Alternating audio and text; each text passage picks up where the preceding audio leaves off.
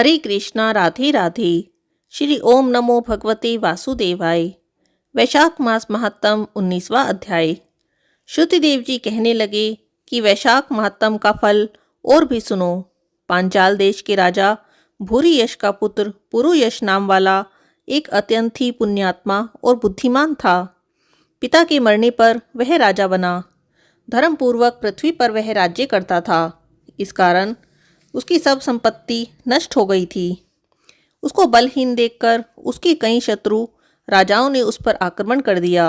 बेचारा राजा परास्त होकर अपनी शिखनी रानी और कुछ साथियों के सहित पर्वत की एक ऐसी गुफा में छिप गया जिसका कि रास्ता कोई नहीं जानता था। राजा ने बड़ी ही व्याकुलता से वहां पर 53 साल व्यतीत कर दिए। अब राजा के मन में यह चिंता उत्पन्न हुई कि मैं जन्म और कर्म से तो शुद्ध हूँ। मैंने जन्म भी अच्छे कुल में लिया, परंतु ना जाने मेरे सब पौरुष कहाँ गए। मैंने ऐसा कौन सा पाप किया है जिससे कि यह घोर दरिद्रता और पराजय मुझे हुई।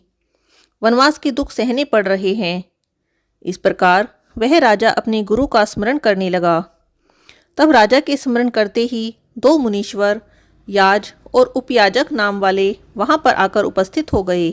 वनवास से दुखी, राजचिन्ह से हीन, वन के मार्ग को ना जानने वाला वह राजा थोड़ी देर तो चुपचाप खड़ा रहा, फिर रोता हुआ उनके चरणों में गिर गया। तब दोनों मुनियों ने पकड़कर राजा को उठाया। इसके बाद राजा ने वन के पुष्पों से विधिवत उनका पूजन किया।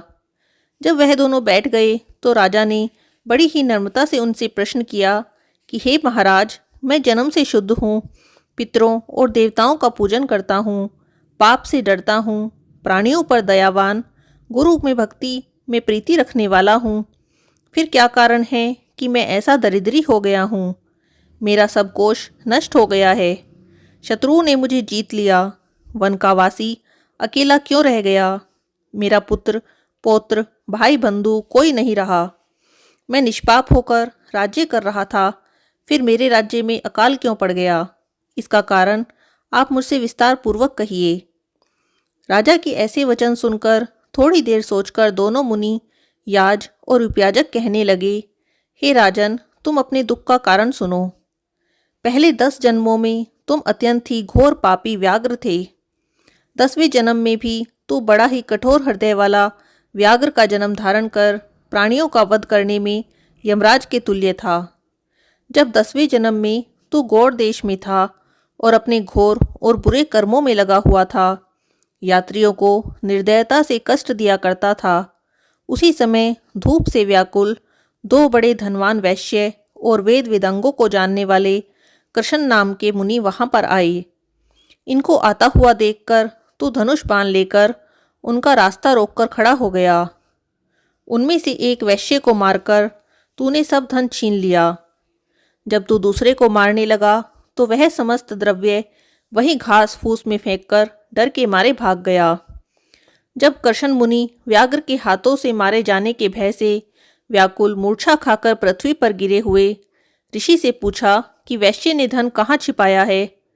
फिर एक गड्ढे के पानी से उनके हाथ मुंह धोए और उनको मूर्छा न आ जाए इस पर पंखे से उन पर हवा करने लगा और मुनि से कहा कि जब तक इस वन में सशस्त्र हूँ, तुमको किसी बात का भय नहीं।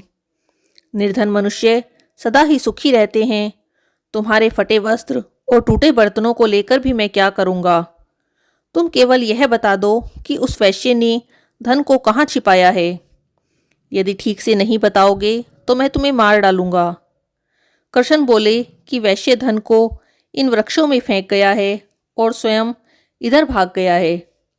व्याघ्र ने ऋषि से कहा, तुम निडर होकर सुखपूर्वक यहाँ से चले जाओ। यहाँ से थोड़ी दूर पक्के तालाब में निर्मल जल है, वहाँ जल पीकर अपनी थकान दूर कर अपने स्थान को चले जाओ। अभी राजा के कर्मचारी वैश्य का रुदन सुनकर और पांवों की खोज देखते हुए इधर आएंगे, इसीलिए मैं तुम्हारे साथ नहीं चल सकता। यह पंखा ले जाओ और इसकी हवा से कुछ गर्मी कम हो जाएगी। इस प्रकार वह पंखा लेकर गहन वन में चले गए। यद्यपि तुमने कार्यवश उसकी सेवा की थी, परंतु वैशाख मास की प्रचंड धूप में तुम्हारे द्वारा की गई इस सेवा के परिणाम से तुम्हारा जन्म इस विशाल राजवंश में हुआ। यदि तेरी इच्छा अब सुखी राज्य, धन धान्य, लक्ष्मी, स्वर्ग या सायुज्य मुक्ति पाने की है, तब वैशाख का धर्म करो। ऐसा करने से तुम्हें समस्त सुख प्राप्त हो जाएंगे।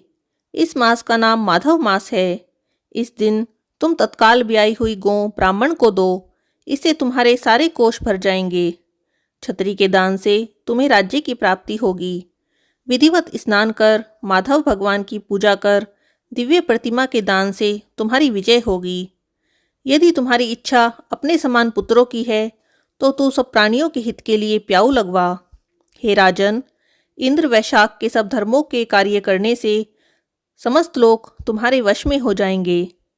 इतना कहकर दोनों कुल पुरोहित, याज और उपयाजक अपने अपने घरों को चले गए। तब महापराक्रमी राजा कुल पुरोहित के कथन के अनुसार वैशाख धर्म और भगवान की पूजा करने लगा, जिसके प्रभाव से राजा ने अपनी बची हुई सेना को लेकर पांचाल नगरी में प्रवेश किया। इस प्रकार राजा पुरुयश ने अपना पुराना खोया हुआ सारा राज्य पुनः ही प्राप्त कर लिया। वैशाख मास महत्तम 19वां अध्याय समाप्त। हरे कृष्णा। राधे राधे।